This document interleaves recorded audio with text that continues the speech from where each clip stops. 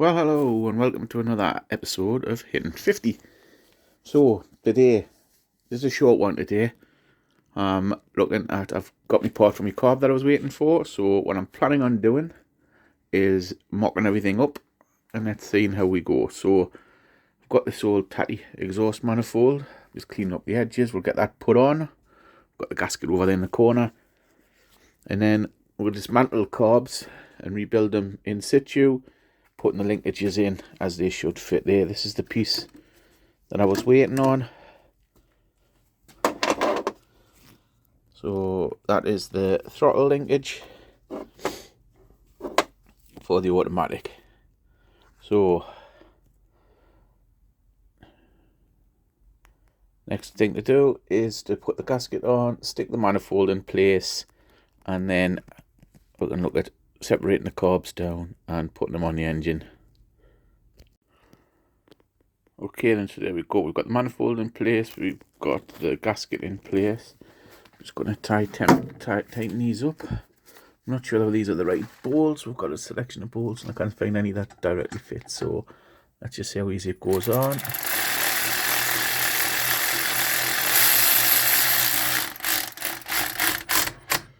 Okay, so that's fine on that side. And let's see how this side goes.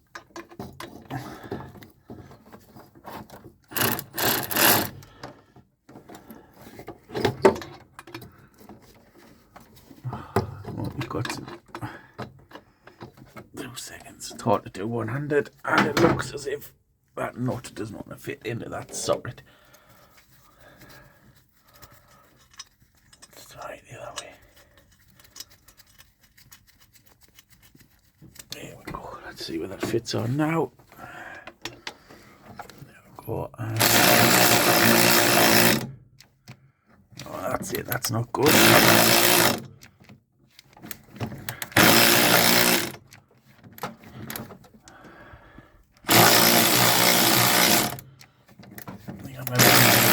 Ratchet.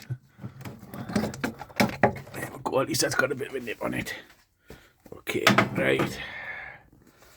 So now we go back over to our carbs. I need to strip the carbs off the manifold, the intake manifold. So that'll take a couple of minutes. There's only 2 bolts here and here, both the 1/2 inch. So I'll get them stripped off. That's not the 1/2 inch spanner. I'll get them stripped off. I'll show you once the manifold's in place. Okay, right, so now we've got the intake manifold on. And obviously if anybody knows if they can see anything I'm blatantly doing wrong, please put it in the comments below. Obviously it would be appreciated if you could like and subscribe the videos. Always helps, especially when I'm starting out.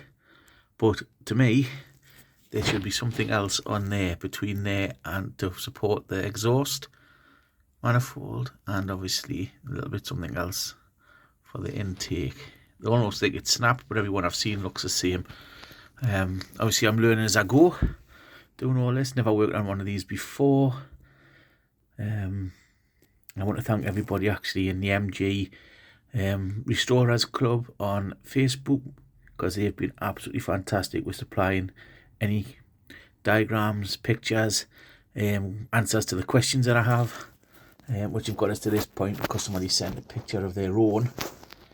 Well, a few people actually, pictures of their own automatic, because trying to find anything in any of the manuals or online for automatic MGBs is absolutely like finding rocky horse's poo. But thank you for everyone that's helped. Okay, so I'll try and find where I've put the heat shield. I'll put that on and I'll come back to you once that's on. Okay, and so we go. Well, as far as I can tell, the carbs are on. I've got the linkages in. See, it's a throttle linkage. Throttle cable goes in there. No, it doesn't. Yes, it does. Goes in there. No, it doesn't. Can somewhere. Obviously, something it pulls up. That's your throttle. Brum brum. There you go. Brum brum. Car's working fine, as you can tell. And then choke cable, we'll pull that down and open the choke up. There you go. So hopefully they're the right way around. Time will tell. That's what I'm going to do for tonight. It's now about 10 o'clock at night, and my back is killing us lying over the side of here. And it's a different video to tomorrow. I'm off metal detecting for the first time in a few months. So stay tuned. You can see it on the fields in the morning. Good night. See you next time. I just thought while we're here as well, I'll show you the daily. So what we've got here, as you already know, I've said a few times, 1972 MGB GT, and here's my daily. So yes, it is an MG. It's an MG4, and it is the X Power. I might not be catching this very well. The light. Unfortunately, I do apologise for my video skills. I am only using a phone at the moment in my hands. I have no other way of holding it yet. So there we have, in its unique colour, which is supposed to be British Racing Green, but as you can see, it's nowhere near British Racing Green, but it is a very nice matte green colour. Obviously, this is one of the electric variety,